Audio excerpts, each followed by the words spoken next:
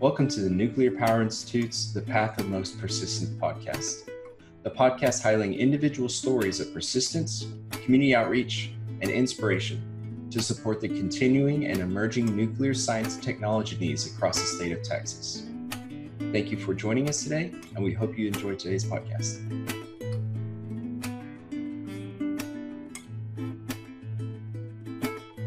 Welcome to the Path of Most Persistence podcast. Today's guest, we have Mr. Brandon Green. He is an employee at Texas A&M University with T's Edge. He's also a local legend in from Victoria, Texas. We can get into that in here in a second, but he's got a really awesome story about his upbringing and everything like that. So thank you so much for joining us, Brandon. Can you tell us a little bit about yourself and what you do as a profession and maybe a little bit of background?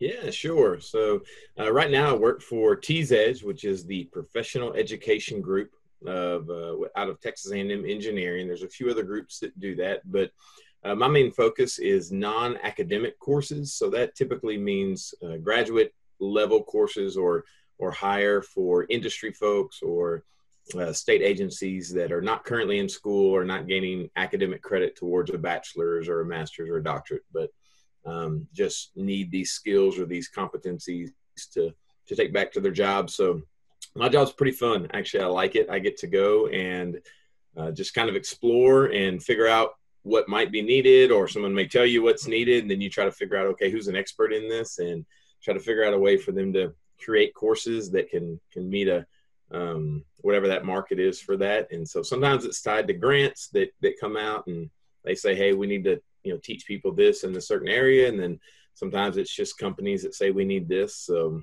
the one we did this past week was I think it's pretty cool, but it's metal additive manufacturing. So metal 3D printing that we did for NASA. So it was really a cool deal. And they said, we want some specific, information in this and involving metals. And so we just get to find the people and create those courses for them. So it's pretty fun. And then I get a little history on me. I grew up on the coast of Texas in Vanderbilt, Texas, which you mentioned before, is outside of Victoria, about 30 minutes. We always say Victoria was the big city that that you went to go to the movies or something like that, but about 30 minutes away from there, and had a great childhood. Went to Industrial High School, which is a small. At that time it was 2A school. I think they've changed the classifications. I think it's 3A now, but really small school. There were 72 people in my class. So it was kind of I've had people ask me before, were you popular? And I was like, yeah, everybody was popular at my school. We all knew each other. So you pretty much knew everybody that was in school. But great place. I just loved growing up there, grew up out in the country. And so we, just did normal small town stuff, but it was fun. From there, went to opposite of that and went to basically downtown Houston to Rice University to school there. And it was had the chance to play football there, and so did that for 4 years and was there from 1999 to 2003.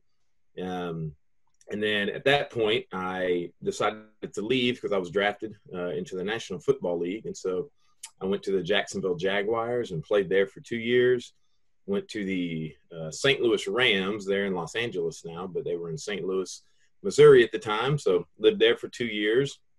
And then kind of the technical side of that, I became a free agent, so I didn't have to be anywhere in the off season. So I came back and finished school in 2007 and then signed with Seattle and went and played one more season there. And then decided it was probably time for me to hang them up. I think other people agreed with me as well at that time. So decided to retire from that and looked on into what else I would do. And I coached for a little while and still coach. Now I coach my son's teams more on a volunteer basis, but work for private school and coach for a little while. I've got 4 little kiddos. Me and my wife have been married, I guess, 11 years now, something like that. She probably doesn't know either, so it's not that bad. And we have an 8, 6, 4, and 2-year-old. Our 4-year-old's about to turn 5. So we stay pretty busy doing that. But so now I coach them, but I've been at Texas A&M now for about 3 years and honestly really liked it. It was a hard transition for me leaving sports just because you don't exactly know where to go. I mean, I didn't know if coaching, I really enjoy coaching. I don't love everything else that goes with coaching, like time away from family or some of the administrative stuff. And so I didn't know if that was going to be a future for me or just kind of a hobby or a passion. And so ended up getting a job at Texas A&M Engineering and really liked it, and actually inspired me. I just finished my master's this past semester in leadership and higher education. So that was, I think I saw a path that it was somewhere I wanted to stay in. So that's kind of in a nutshell, that's me. Well, congratulations on earning your master's. That's a achievement at any level, at any time in your life, but most definitely when you have four small children at home. Yeah. Been there, done that, and it's incredibly difficult. So good job, you. Well, thank you. I appreciate it.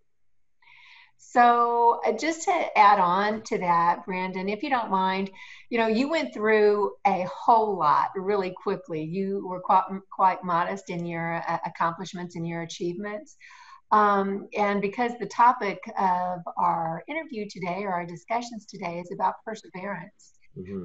no doubt every stage of your life, and probably will continue to be, there takes a certain level of perseverance. But you specifically, not only on the educational side, but on the professional side, the athletic side, there definitely has to be certain levels of perseverance that the average person doesn't require. So can you talk about your levels and where you draw to maintain and how you were able to accomplish so much? Yeah, well, one of the biggest changes in my life, I guess you could say, was at the age of 10, I was diagnosed with type 1 diabetes, or otherwise known as juvenile diabetes. And there's a lot of misinformation out there. There's a lot of people with it, but there's a lot more with type 2, which is really the more common disease. But type 1 really affects typically children. It's an autoimmune disease that attacks your system. And so caught my family completely off guard. We had no history of diabetes. I was as active as a child as you could imagine. And that really doesn't have anything to do with type 1 diabetes, but most of the time people are confused between type 1 and type 2. So I usually say that, but it really sent a lot of my dreams. I loved sports. I mean, when I was in high school, I played football, basketball, baseball, track, powerlifting, and tennis. And so rule in my house was as long as your grades were good, and honestly, it probably just keeps you out of trouble too. So each sport, and I'm still a believer in that. I think each sport teaches you different lessons. Some are more team oriented, some are more individual oriented, but they all have specific things that they teach you. And so I always thought that was good too. And I was a decent athlete, so that usually makes it more fun. But so I did a lot. So sports were always a big deal in my life. My dad was a coach. He worked for a family business for a little while, but he actually went back into coaching when I got a little older. And but it was always around the house. Sports it was always something we wanted to do. I have an older brother and a younger sister. My brother's 2 years older, so I was always playing with older kids and trying to keep up with them, which probably helped my athletic career, honestly. But anyway, so that being diagnosed with diabetes really shocked my world as far as that went. And I didn't know at first, I didn't think I would be able to do sports, or it was just the first year for anyone that's diagnosed with diabetes is extremely difficult. And you don't know what you're doing. You don't know how to manage it. It's still hard today, but you really don't know then. It's just really scary. And so we, like all families, we worked through that and got through that, but it did add a different element to sports. I would say it was just another thing to, there's always there's the physical side, the emotional side, and the mental side. And it just adds a whole nother element to, okay, I've got to plan and be constantly thinking about this. And what's interesting is it may even be more difficult when you're the youngest starting out in junior high and high school, because it's different then. When I take football, for example, which was my main sport, and they're all different and they're all managed differently, but I never really came off the field. I played both ways. At a small school, that was pretty common. And so it's actually a lot harder to manage it that way, where when you get to college, you play defense, and then I sat on the sideline for a little while so I could kind of mess with it. But it did add a whole different element to it. It made me, it definitely increased the discipline in my life. And I always tell people, I think you can be a diabetic athlete, but you can't be an undisciplined diabetic athlete. Those just don't really go together. And so it made me be more disciplined. It made me grow up probably in ways that I didn't want to at the time. Not that there's not negatives, but there's a few positives that come from it. And so I think that was a big one in my life, of perseverance. And then, to be honest with you, I had the death of a real close friend my sophomore year, and then actually one just after I graduated high school that really affected me, just in, I guess, in everything, kind of dealing with, I was never diagnosed with depression, but probably dealing with those, just how to handle loss of loved ones, and how to deal with that, and how to open up again to people and those sort of things. And so honestly, sports was always somewhat of a release for me from that. Just like anything, it can begin to be too much to where you're relying on that for your, I don't know if justification is the right word, but just your acceptance, and that, if I can, if you can control this, then it seems like the world, that's one thing in your life you can control, but you can't always control sports either. So it can be tough, but that drove me to, it was kind of a good escape for me in a lot of ways. And I always tried to manage where it wasn't too important in my life, but it was a great escape for me. And so really it helped in both of those things. And then the last thing I'll speak on that is I was so fortunate to have a family who never, a lot of people told me I couldn't play or I shouldn't play sports with diabetes, or I wouldn't be able to. And usually that was just out of ignorance. But my family never approached anything that way. My mother and father just always said, okay, well, let's see if we can figure it out. It was never, because you have diabetes, you can't do this. And it's amazing when to me, I've listened to a few podcasts of some cross-country runners, which I think would be one of the more difficult sports to manage with diabetes. And I am not a cross-country person. So that's the one sport I did not compete in. But, there's some people that do some amazing things. And it seems like the more difficult it is, the more disciplined you have to be, but you also have to have that supporting cast behind you. And I had that in my family, and unfortunately a lot of kids that get diagnosed don't have it. And so it'd be great to be able to, push some information out to them on how to be able to achieve things with diabetes. But yeah, it caused a lot of, a lot of struggles growing up. Everybody's got some, and that was definitely mine. So I can get long-winded, so y'all just, interrupt me at any point if you want. This is great. Thank you. Well, Brandon, I love how you mentioned not making being an athlete your identity. And I think so often those that are athletes, especially young, they have these aspirations all the way into their adulthood to be an athlete. And typically, as we get older, there's going to come a time where we're not going to be able to be that athlete any longer. I know my husband is one of those individuals, and I was really pleased to hear you say that, and just want to know, what advice would you give for someone who's, really put all their hopes and dreams and aspirations into something like that, and then as they get older, there might be something physically where they might not be able to do that anymore. Because, as a child, yes, we make those dreams and aspirations, but we don't really realize that may not be something that, we'll be able to do forever. We got to have something else, another goal or aspiration outside of that. And it looks like you've transitioned into something else, but what advice would you have to someone who, like, maybe it's a young child or even an adult who is maybe dealing with that?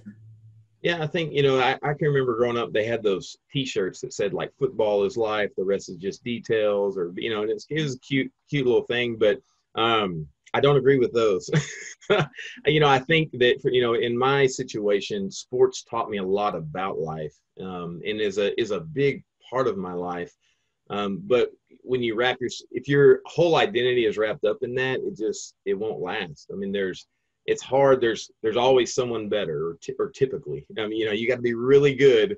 Even from my stage, I can sit here and just going over. It's like, man, I really wanted to be an all-pro, player, or I really wanted to be. But even the all-pro, it's like you could be in my position. You're either a good pass rusher or a good run stopper. You're normally not both. So it's like you can never win. Yeah. And so that it's just hard to get to not just let that kind of consume you in that thinking. But it does prepare you for so much. And as I talked about with diabetes, diabetes helped with discipline moving forward, and sports for sure helped with it. And so it helped me in things. It helped me to learn how to work with other people, and with diverse locker rooms, and when guys are struggling, how do you help someone out with that? So then, and I mentioned when I lost a friend, well, it's not near the same as having these disappointments or these, friends that are going through something in a locker room, but you learn how to deal through those things. And so it helps you overcome that. And then I think one thing sports does, it makes you tough. And so they all push at you and pull at you in different ways. And it makes you learn how to, there's going to be adversity in life, and there's going to be things you have to go against. And so it teaches you in that. And so it's hard to always maintain that. And it's great to have people reminding you of that. But for me, it is, and I'm even just looking at the numbers. For me, football was great, but unless you are amazingly gifted physically to, sign some huge contract, you can't just shut it down after football. And the numbers are very slim as to who makes it to college, and then from college, who makes it to the pros. And I think the average lifespan now in pros is like 2.5 years. I think it was 3.5 when I was there. It's always just below retirement, whatever that is. And so the benefits are great, but it's hard to, you can't just shut it down after that. And you have to think of, well, what's beyond that. And that's one of the things that I'm passionate about. It's so hard. And for me, it's just easy to, even now, when I have multiple projects going at work, I've got to really work hard of giving them all attention. It's much easier for me to really focus in on one thing. And so a lot of guys, I think, in sports are that way. You're good at this particular sport. You focus in on it, everything. It was everything I did, from scheduling my classes, whatever involved around, practices and games and those sort of things. And so you get to that point, and it's hard to not make it, be everything, but you have to remember that it doesn't last forever. And so you've got to take these other things into account. And so, one of the things that I'm passionate about is making sure that, especially athletes, from these at-risk communities that are thinking, man, this is my way out. It's like, it could be, sports may be your way out, but it gives you multiple options. When you're at school, there's a lot of options for your life that can come from that. And so sports can still be part of that, but when it's done, it sets you up for so many other things and in life and opportunities. And I think I'm still learning today, even through the academic world, what those opportunities look like. And there's so many things out there that that's good for people to be aware of. And in sports, it teaches a lot of life lessons. And for some people, it is a way to even increase other opportunities. And maybe it may not be in the form of a scholarship. I feel like a lot of young guys I've talked to get stuck on that, but sometimes you can just get into a school that maybe you couldn't have got into because that's your skill. I know when I went to, I knew I was going to play football, so I never even really looked into it, but I had no idea whether I could have gotten into Rice or not without football. But it's the same thing if you're skilled in band or if you're skilled in theater. Couple those things together with your academic passions, and you can have opportunities on both ends of it. And so I hope I answered your question, but that was, for me, that's a struggle. When you're young, it's hard to not idolize like a LeBron James in basketball or something like that, and see. But it's good if you have the ability to be exposed to, people who have, been successful in either the academic world or the business world or things like that, and you could kind of see yourself in that position and something to strive towards. Yeah, you definitely did. Thank you. And it definitely sounds like it prepares you for something greater. So thank you. Yeah.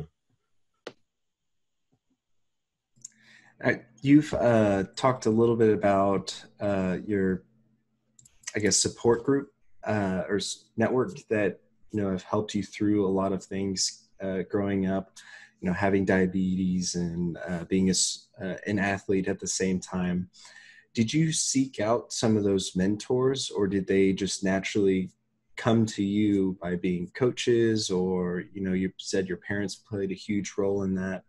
How important were those relationships to you? Yeah, they were real important. I was always interacting with coaches all the time, and from small schools, coaches coach everything, and so it's the same coaches a lot of times. At that time, my dad happened to be one, so there's a connection there. So definitely had a connection with them, and I would say, we really self-managed my diabetes. I think, now you can have 504 plans, and maybe you could have had them then. I don't know. We didn't have one. We just talked and said, hey, this is how we're planning on doing it. And we communicated. In fact, when I speak with people, that's probably the main thing I harp on, is just communication between the diabetic, the parent, and the coach. And it needs to be, and now most schools have a trainer, so you can, add them to the mix. But yeah, that was a big sense of community, but probably not much different than everyone else. And, the kid that had asthma that needed to make sure he had his inhaler and things like that. And so they were always conscious of it, and helped in whatever way they could. And I've always found that, making an ally of people, especially in those situations, sometimes it seems like the parent coach interaction, for some of that one can get real adversarial real quick. And everyone really is there for usually the same reasons, to build up men and women and to sometimes win games. And so that communication should be, on friendly terms. Unfortunately for our family, I didn't mention this earlier, my brother was diagnosed with diabetes 4 years after I was. And so, again, that was not quite as a shock. That one was more like, oh man, because we knew what he was in for. So it really a whole different thing. My sister was never diagnosed, and we're hoping our kids don't, but we know they have a greater chance because of our diagnosis. But that at the time, I don't think we realized it. I mean, this was, the internet wasn't around, or we didn't know about it. I don't think it was around at that point. But it did create a sense of community within my household, which I probably didn't appreciate at the time. We joke with my sister sometimes that she was the weird one because she didn't have it, or didn't have to take shots or check her blood sugar and those sort of things. And so, and I'm one that kind of makes light of it, and that's my way of kind of dealing with it, and just kind of, I guess, not letting it be overwhelming at times. I know everybody's not that way, but that's usually the way. So I always tell people, I know a good friend of mine will make fun of my diabetes. Someone that is kind of a good acquaintance, they'll kind of, keep it at an arm's length. And so that's how usually you can tell my real close friends, because they'll just make fun of me for it. But it developed that sense of community. There are a few organizations like JDRF, the American Diabetes Association, the Lions Club, which help. I think it's actually their camp that they run in Kerrville that I went to. All of those had a little bit of an impact. The Lions camp was the first time, that was before my brother was diagnosed. That was the first time I had ever really been around other diabetic kids. And so I didn't seem like such an anomaly, if you will. I thought, oh, okay, there are other people with this. And that really, really helped. I mean, you don't acknowledge it right away, but you kind of subconsciously, I think, just start, clicking with that and be like, okay, all these kids are just like me. That's, not, and they're great. And some of them like this and some of them like other things. And so that was really helpful. I think now what people have, which is so great, other than the advancement in technology of caring for it, is, there are so many online communities, communities for both parents, communities for people that are diagnosed, to help people just deal with the little, the ins and outs. And sometimes it's not always the big medical things that made it tough, but it's like, okay, you're in, fall sports, and like now, and some kid is out there that was diagnosed with diabetes, 6 months ago, and he's trying to do junior high football, or she's trying to do junior high volleyball. And what do you do? What do you take to practice? These aren't questions you ask your doctor. There's really nobody to ask other than a diabetic, or usually a parent of a diabetic who's already lived through it. So my parents can sit there and tell you what we did, or I can tell you, well, you should take powdered Gatorade because it's really easy. Just put it in your locker, and you just kind of, you take your blood sugar 10 minutes before you go out, and then you can go through the steps of them as to how to manage it. And so creating a community just helps you not feel completely overwhelmed with that. And so we did feel overwhelmed. It kind of settled down probably by the time my brother was diagnosed. But I had people around me that were willing to learn and to I guess, continue pushing the boundaries of what we, we're trying to figure out what we could do and what we could manage with diabetes. And the one thing that is common with sports, as you get, the higher you get, especially in football, the more film you watch. You think of guys running around and hitting. You just watch film all day. I mean, that's like all you. So you get a little bit of workout, but you can only do that so much. But you watch a ton of film, and so you're constantly correcting. Like, oh, here's what I did wrong, or here's what I did right. Well, we really did that within diabetes, and so we said, okay, what do we do here? Okay, here's how we went wrong. There's a funny story I talk about with my first junior high football game. At halftime, I had already run out of all the Gatorade I brought. My dad went to the concession stand. All they had were chili dogs, and so I had a chili dog and a Coke at halftime of this game, my first ever junior high football game. And it's South Texas, it's probably 100 degrees, or I don't know, it's horrible. So my stomach hurt so bad the second half. I just remember that being miserable and having to scarf down a chili dog when you're just hot and sweaty and nasty. And so I always tell people, like, if I can just stop people from having to go through that experience, and maybe you have enough Gatorade or something else on the sideline, I feel like I've done my job, and they're a better step than me. But yeah, just having the community to feel connected, but then also just to make life easier is good. And so luckily I'm a pretty open guy, and so that always helped. I was never really embarrassed. I would think I'd have to go back and see myself when I was 10, but I was pretty open about it. Wasn't scared to show people, and that really helped a lot. And that's, everybody's a little different with that, so you have to kind of look where people are and kind of see, okay, how can you open up about this a little bit? But you just know that some people are going to keep it a little bit closer, to themselves. I'm probably a little more outspoken. And to pivot off of, neighbors and community and all of that, speaking as a country neighbor to you, of course, I know we've talked about how, I still live in Palacios, and I raised my kids here, and I was an educator in Palacios. So you guys, industrial, is really very close. And I always like to tell the story when you come up in conversations about how I was made aware of who you were by my eldest son. And I think it was right after we first met, and I found out you played professional ball. And I was having the discussion with my son about, this Brandon Green guy, I just met him. And I just love how, he corrected me. He said, "Mom, Brandon Green?" And I said, "Yeah, he's a really nice guy. I works at A&M. He said, "Mom, he's like a local legend." And first of all, I love that, how your kids, and get ready for that with your 4, how they'll correct you and educate you along the way. But what I love so much about that, Brandon, not only as a parent, as an educator, as a community person, I love that my son was aware of you. I think there's probably about 9 or 10 years difference between the two, but your reputation, your accomplishments remain.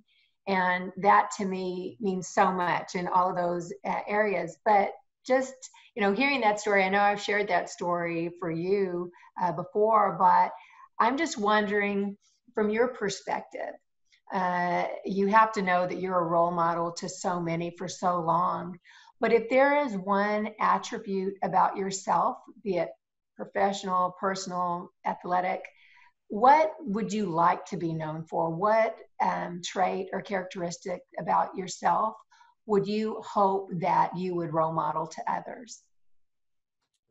Yeah, that's a good question. I think for me, my faith plays a lot into that.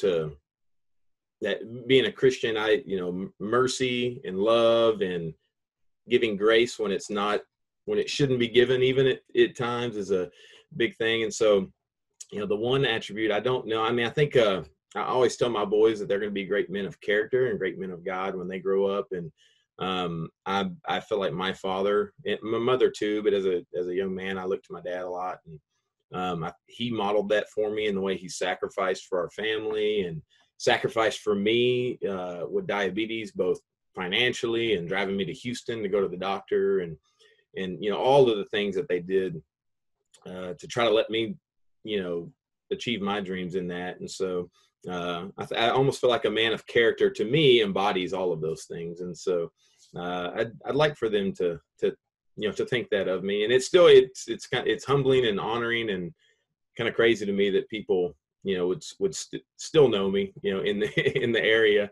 But small town football is a big deal, and it's not just because of football, but it's just a way for the community to come together. And it's that community. It was the same community when I did lose that good friend of mine. That they rallied behind us during that time, just like we were, just like a football game. I mean, it's kind of that same thing of, hey, we're all down here living together, and in a sense we're a family. And so yeah, I'd like for them to know that. I think those characteristics were, you would hope that they were displayed on the field too, but then you would also hope that people would see that in the way that, the way I'm a father, or the way I'm a husband, and that I worked hard at football, and I work hard at being a good dad, and I work hard at being a good husband, and I work hard at my job. And so those are, those kind of things you would hope that they would see, that it carries over, and it doesn't, it didn't just apply in one area. And so, I'm sure some do, and then some don't, but you hope they pick it up at some level at least. Well, thank you for that. I thank you as a community person in this area, and as an educator, and most definitely a mother. So thank you for demonstrating all those wonderful characteristics we hope for our own children. And I'll just say to you, I hope this brings you some satisfaction. I think for those that are legends, that I think those that carry on after so many years in such a small community, I think it's what they become afterward that continues your story, and it allows it to continue to proliferate through the community. So there's that. So I think your accomplishments then were great, but I think it's who you are today that maintains your reputation. So thank you for being who you are.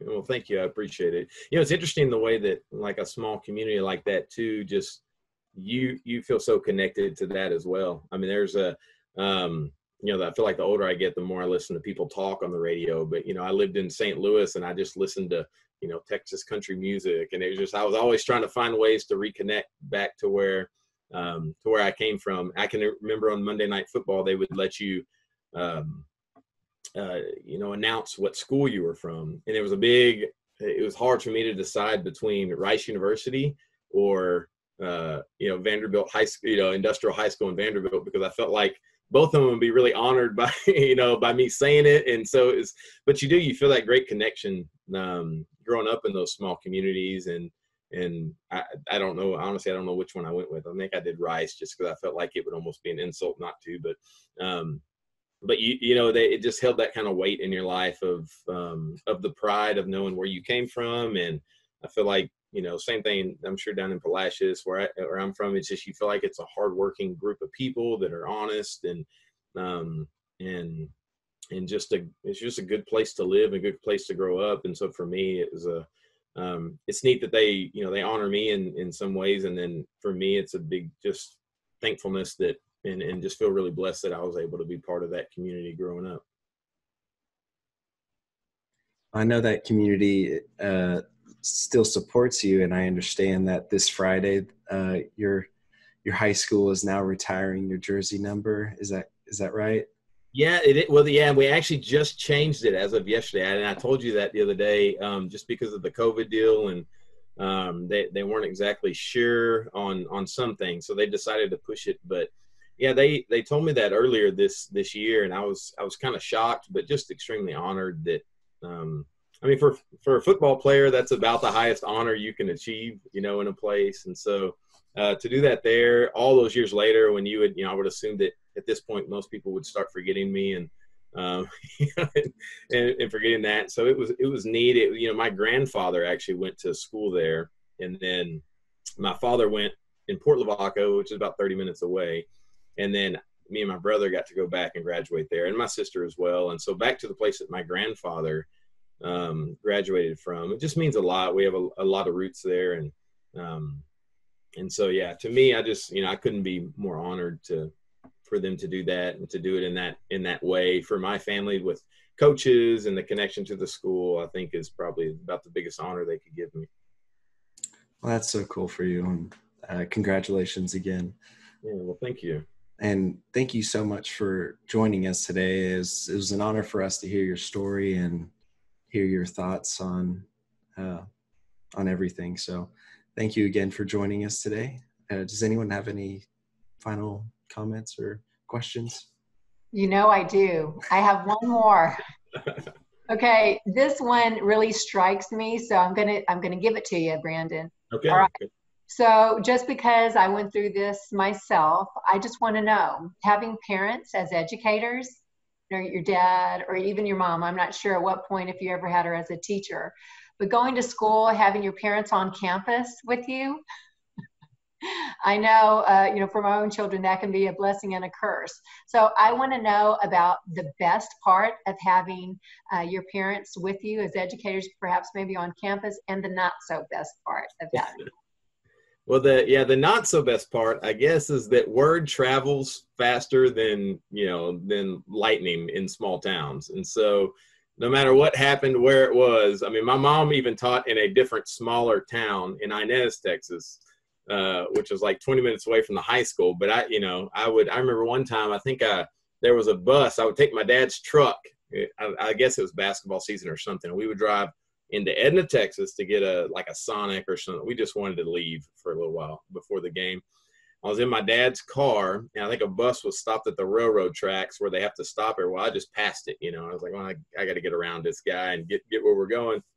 I mean, before I got home, my mom and my father had been notified that, we were driving unsafe with and it just became all this. You're just like, man, it sure, word sure does travel fast. So I guess that's good and bad in some ways. And then, when I was older, I really loved having my dad on campus. We've got a good relationship, and, my dad has never been overbearing. He never forced me to play any sport. His only rule was if you do it, you try hard and you don't quit. So if you start the season, you finish it. And if you don't want to play next year, that's fine. But he even told me going into college, he just really was one of the most impactful things he said to me was that he said, Brandon, you don't have to play college football if you don't want to. And that was when, they were offering me a scholarship, and you just, a lot of kids do kind of feel like they have a lot of pressure to do that. And I definitely wanted to play, but it spoke volumes to me that, just reaffirmed that my dad's love for me didn't have anything to do with how I did on the field. So that was a big impact. So I would always encourage parents, if they have a kid in that situation, to just remind them over and over, because, your parents invest a lot too in, visiting schools or going to these things. And so you as an athlete, you do kind of feel a little bit of pressure in that. But having my dad in school was great. I would half the time I'd eat lunch with him. He'd be in the lunch line. He'd always try to catch me because I was a hungry boy. And so I'd try to get to lunch as soon as I could so I could go through once and eat. And then they would normally have food left over and you could go back through again.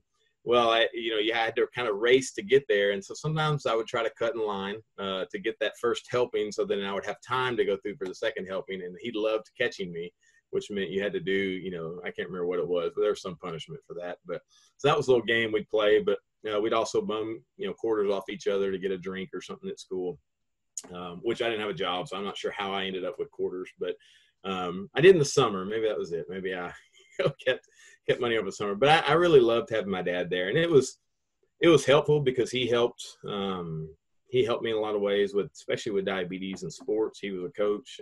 He later moved to administration. In fact, I think we finished college about the same time. He finished his master's in administration, and then I was, I guess, leaving school in about 2007. But so he was, when you talk about hardworking, he was, coaching and that crazy. I mean, I don't know how you could have another job doing that, but he would do driver's ed in the summer and then do schooling just to, to be able to pay for it. So, it was, to me, it was such a small community that it didn't, it was kind of fun. I almost felt like it gave me more freedom because my parents had a car there that I could grab or, do something like that. But I do remember, though, they probably don't do this anymore, but they used to give swats when your locker was dirty. So in the athletic room, they had a paddle with holes drilled in it, kind of that like what you think of from a movie. And it was the one negative was my dad loved watching me get swats. It was like the funniest thing. And they would, so I'm not the cleanest of souls. my excuse was always, well, I would get to school at 7 and I would lift weights until about 8. I did that every morning except for on game days. And so I always had a bunch of old, dirty clothes in my locker. So anyway, that was my excuse, but it probably was dirty. But it was always the big joke that they would do, Jim, you need to come back here and see this. So he'd come back there and I'd get my swats, and then, we'd move on. So, you talked about relationship with the coaches, and it's as much as that frustrated you, I always appreciated that our coaches treated everybody the same. So even if you were one of the star athletes, they didn't care that you get swats if your locker was dirty. So those kind of things just, make an impact on you. Thank you for that. That's good. Oh, great. Thank you again so much for your time and your stories. I think that's going to be it for today's episode.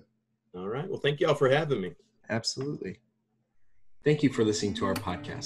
The Nuclear Power Institute is a joint center with Texas A&M University and the Texas A&M Engineering Experiment Station, and is a component of the Nuclear Engineering and Science Center. For more information about our center or about our guest speaker today, please visit our website at npi.tamu.edu and look for us on Facebook, Twitter, and YouTube. Thank you.